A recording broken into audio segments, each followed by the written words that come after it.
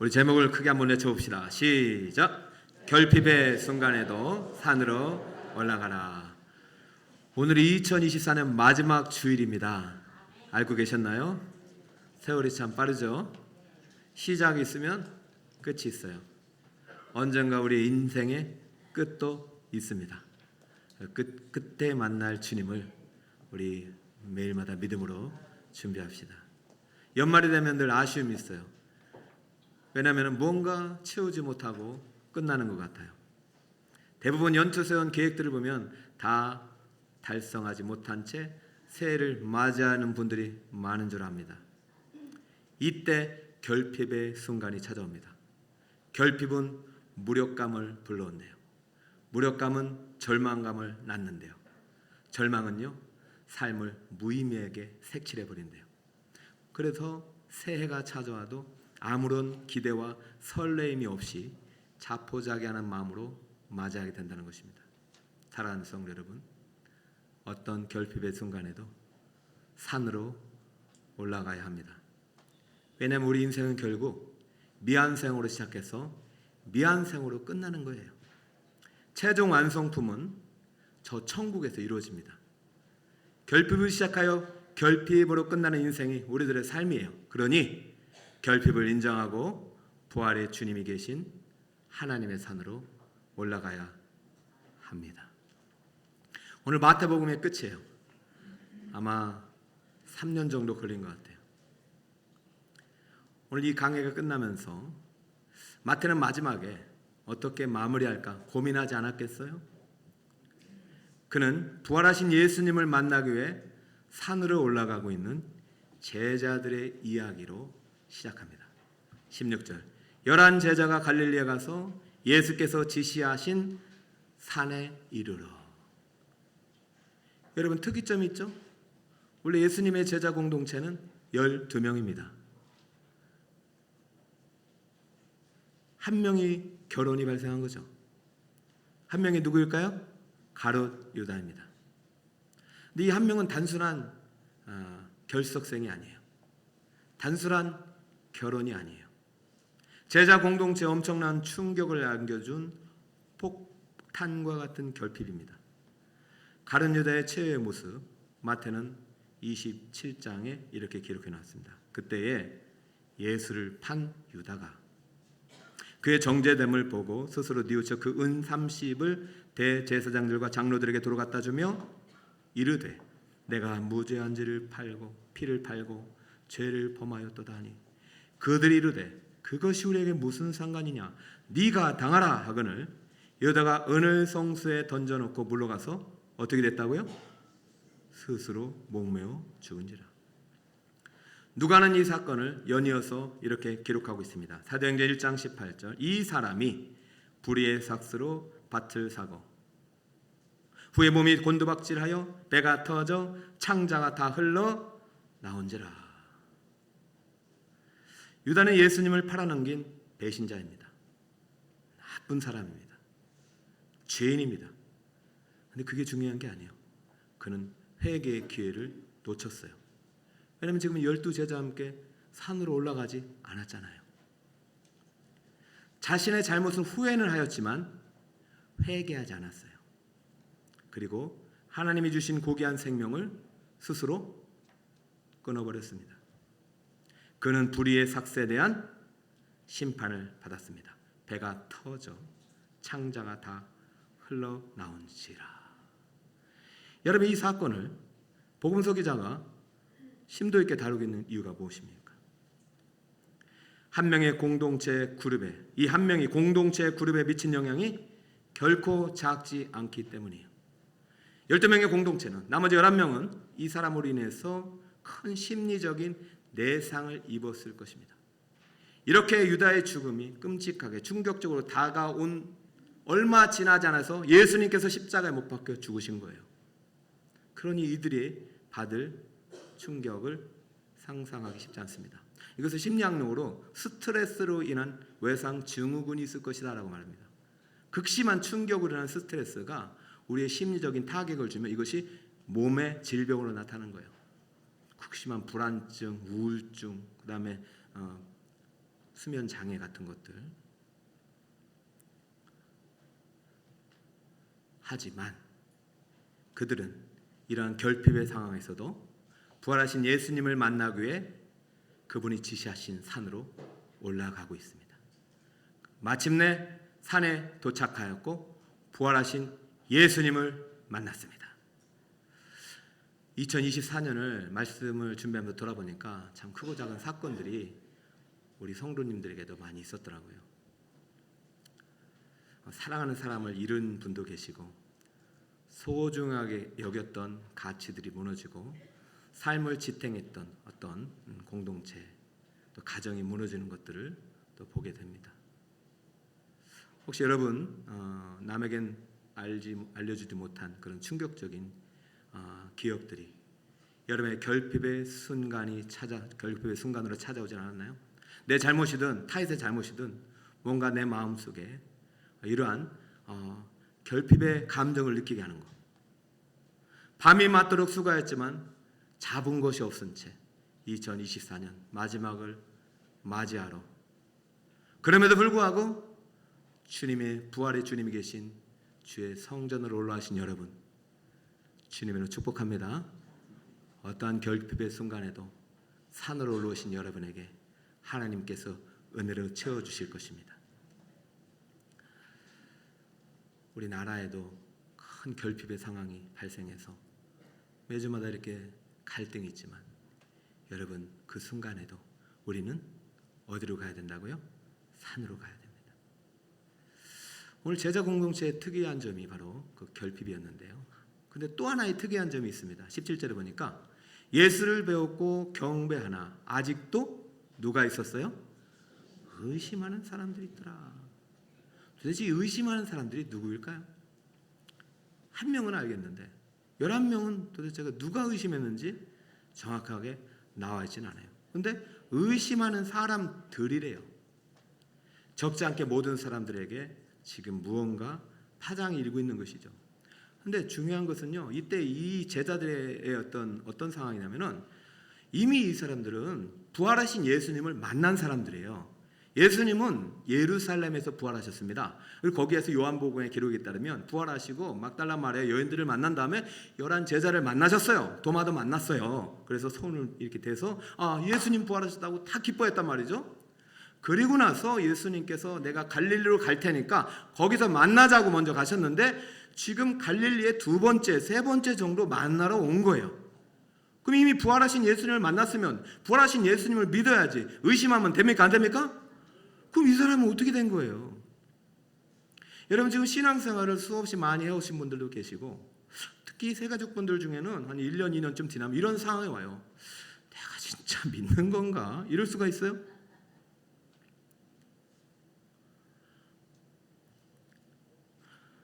갈릴리에 있는 그 산으로 올라는 갔지만 이 사람들의 심리적인 상태는 그렇게 건강하지 못한 상태였습니다.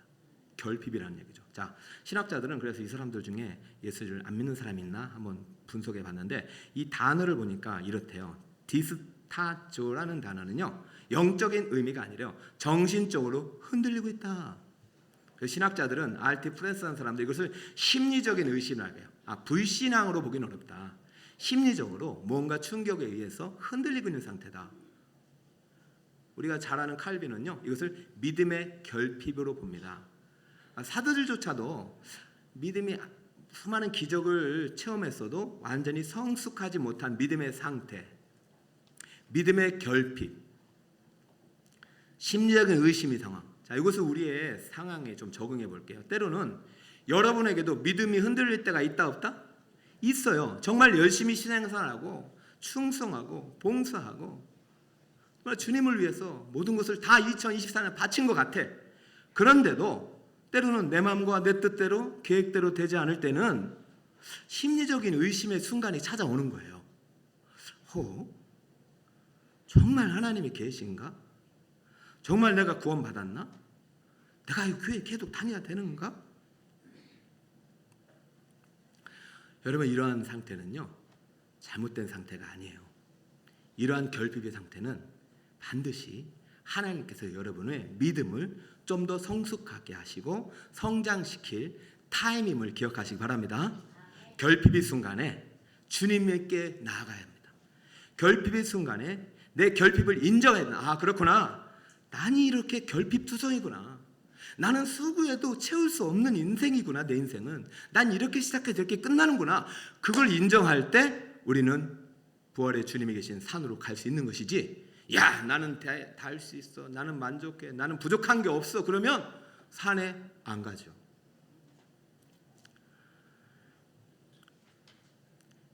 우리는 믿음도 결핍의 때가 있음을 인정해야 합니다. 바로 그때가 믿음을 성숙하고 성장시킬 타임입니다. 제가 영적 기초반과 성장반, 제자훈련반을 올해까지 이제 다 이렇게 해서 제가 3년 동안 이 이제 훈련 과정을 만드는데 참 쉽진 않았습니다. 그런데 하고 나서 너무 감사한 것은 뭐냐면은 그 훈련을 통해서 들려지는 그런 열매들. 제가 깨달은 것이 있어요. 예, 저도 이제 하면서 뭘 깨달았냐면, 아무리 많은 훈련을 받아도, 제자 훈련을 뭐 수십 번을 받고 뭐 20년 뭐 탁월하게 하나님께 쓰임 받아도 우리의 믿음은 언제든지 무너질 수 있는 연약한 믿음이구나. 늘 우리는 결핍의 상황이 누구에게 나타나는 거예요. 어떤 때는 강한 믿음으로 은혜가 충만하다도 어떤 때는 믿음의 어떤 상황과 환경에 흔들릴 때가 많다는 거예요. 근데 중요한 게 뭔지 아세요? 그 결핍의 순간을 인정하고 한 걸음씩 더 산으로 올라오는 것입니다. 그런 분들이 영적 기초에 올라오시더라고요.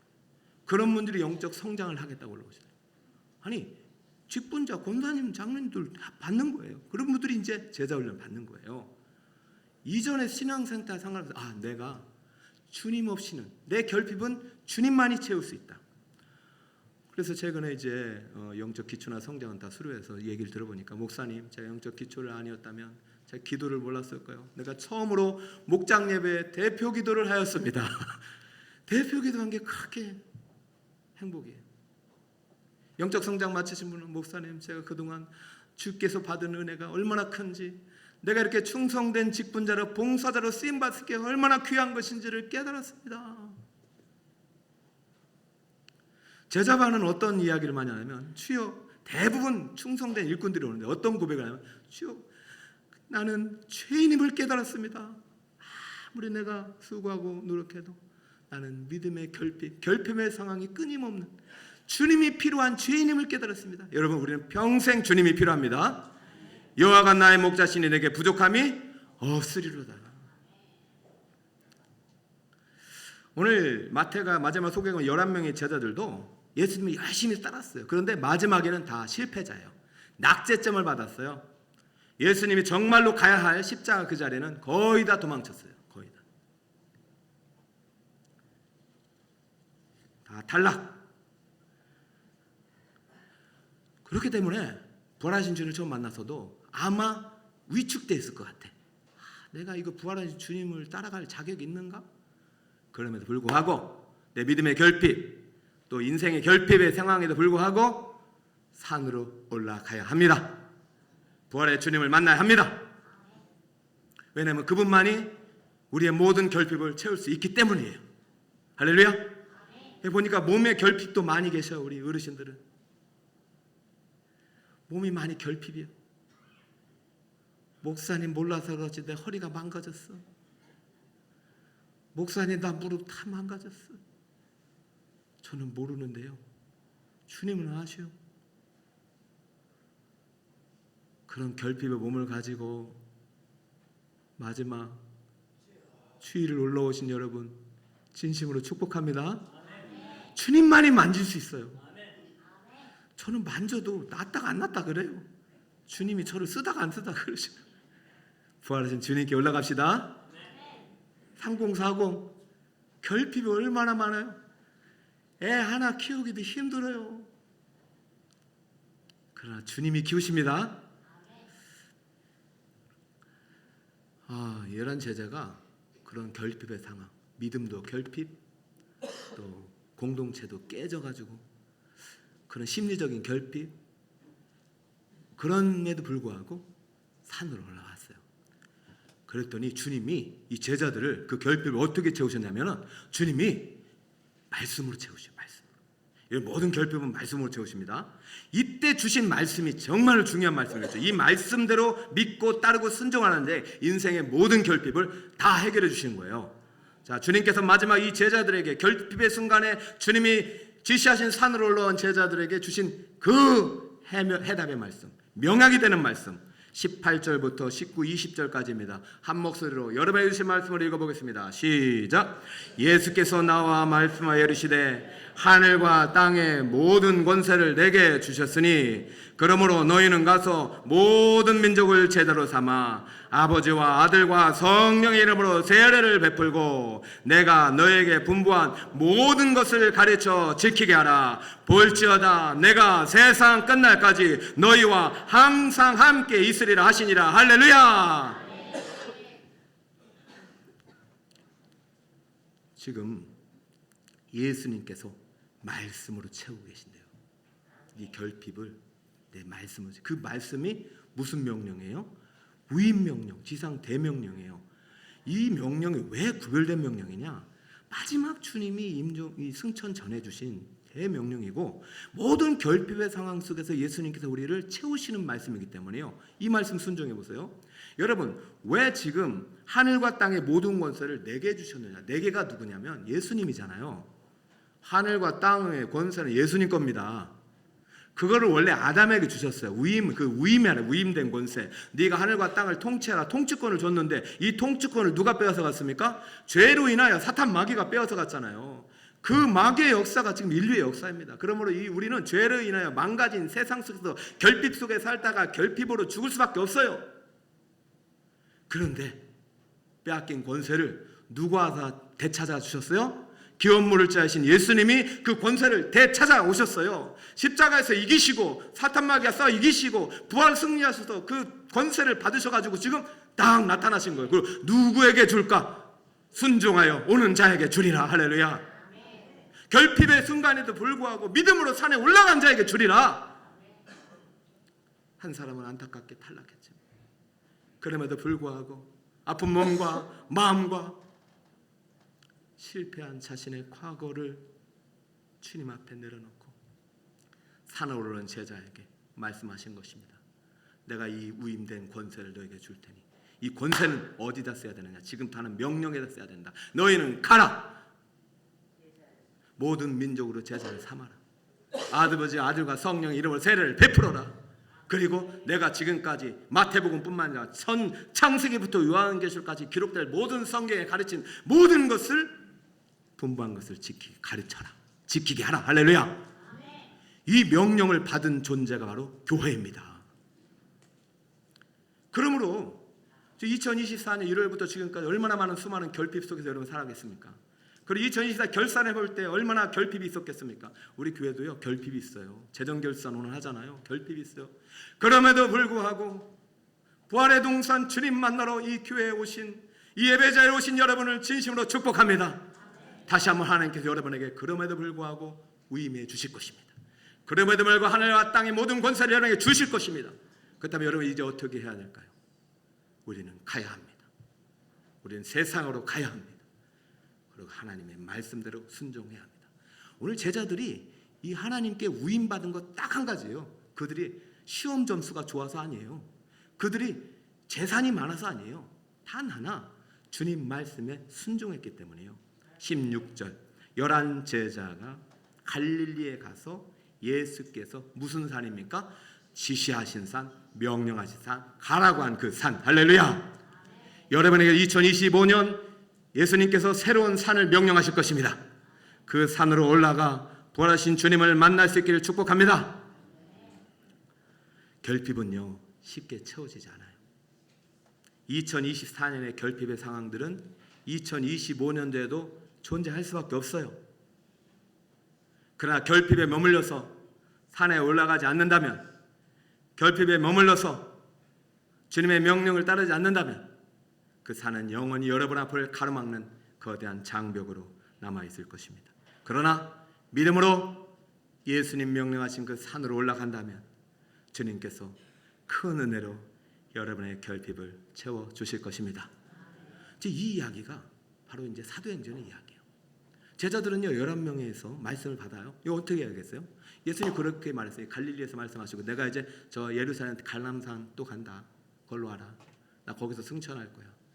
제자들이요 11명만 가지 않았어요. 120명 들고 왔어요.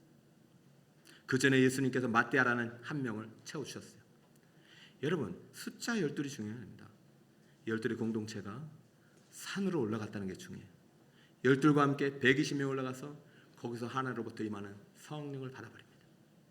그때부터 120명의 공동체는요 정말로 믿음으로 어떤 상황 속에서도 위로부터 부어지는 은혜를 공급하는 인생이 돼요. 우리는 채울 수 없는 항아리를 은혜로 채우는 인생이 되니까 120명이 3,000명이 되고 3,000명이 5,000명이 되는 거예요. 근데 초대교회 역사를 보면은 그때마다 또 결핍이 존재해요. 여러분 한참 부흥 때 어떤 일이 있었냐면은 아나니아 삽비라 부부가 자기 재산을 하나님 건데 자기 거라고 생각하면서 반을 감췄어요. 자기 건 자기 거지만 그 하나님 거잖아요. 근데 하나님께 거짓말해가지고 그 자리에서 즉사하는 일이 납니다. 사도 목사님 앞에서 거짓말을 했어요. 여러분 신약 시대에 무슨 거짓말한다고 사람이 죽어요? 말도 안 된다고 말할 수 있지만 신약 시대 그런 일이 나니 그 공동체에 엄청나게 충격이 있었던 것이죠. 야, 우리 거짓말했다가 이거 죽는구나. 이거 그럼 교회 다녀야 되냐? 내가 예수 믿었더니 뭐 이렇게 안 좋은 일이 생기네. 다녀야 되냐? 다녀야 합니다. 그럼에도 불구하고 결핍의 순간에도 결핍의 환경에도 산으로 올라가야 합니다. 그래야 그것이 채워지는 것입니다. 아나니아 삽비라 의회에 다시 한번 공동체의 거룩성이 회복돼요. 경건운동이 일어나요. 그래서 또 부흥에서 5,000명, 8,000명 이렇게 되는데 또 무슨 사건이 일어나냐? 또 결핍이 생각이 나요. 헬라파, 히브리파가 싸워요. 치고받고. 여러분 교회는요 어쩔 수 없어요. 그러면 그때마다 교회 치고받고 계속 싸울 거예요? 아닙니다. 주님이 주신 명령을 지키려면 어떻게 해야 되느냐? 그래서 교회가 성장합니다. 조직적으로 일꾼을 뽑게 되는 것이죠. 여러분 그러다 보니까 또 교회가 엄청나게 성장하고 막 확장되니까 또 결핍 상황이 발생합니다. 누가 죽습니까? 누가 죽습니까? 스데반이 죽잖아요. 가룟 유다 죽은 것과 스데반이 죽은 거는 질이 달라요. 여기는 잘못해서 죽었잖아요.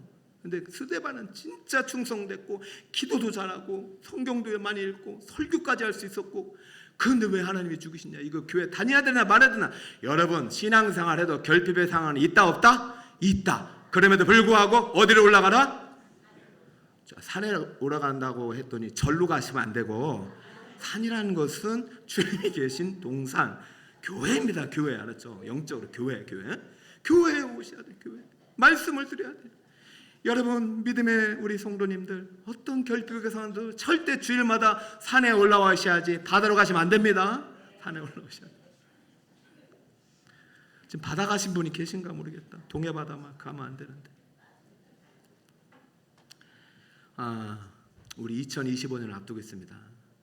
근데 2024년을 돌아보니까 2025년도 똑같을 것 같아. 그렇죠. 산으로 올라가지 않으면 똑같습니다. 그럼에도 불구하고 어떤 순간에도 여러분 부활의 주님이 계신 산으로 올라갑시다. 올라가기 전에 해야 될 거 있어요. 첫 번째, 우리는 결핍으로 가득한 인생임을 인정하십시오. 여러분의 믿음도 결핍을 인정하세요. 나 이제 됐다. 나는 다 배웠다. 절대 안 됩니다. 내년에 영적 기초, 성장, 제자반 꼭 들으세요. 그리고 들으신 분들은 목장 공동체 꼭 참여해서 가르쳐 지키게 해야 되죠. 그거 안 하면은 결핍의 상황을 채울 수가 없어요.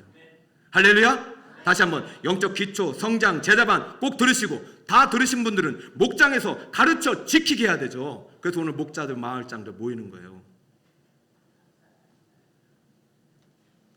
또 쉬시는 분도 계실 수도 있지만 여러분 꼭 여러분이 우리는 결핍으로 가득한 인생을 인정하시기 바랍니다. 그리고 나서 산에 올라가세요.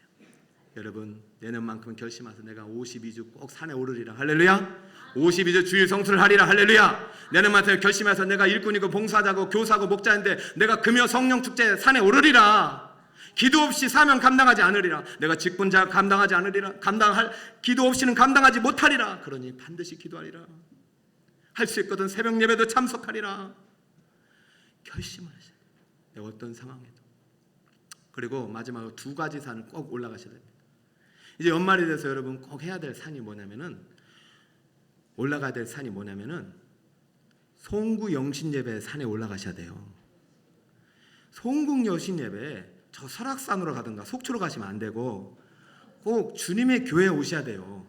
여러분 거기서 끄는 태양요 똑같아요. 뜨는 게 아니라 그대로 있는 거예요. 지구를 돌리시는 분은 누구다? 하나님이십니다. 우리 천국 가면요 해와 달이 필요가 없대요. 하나님께서 영원한 빛이 되시기 때문에 어둠이 없어요.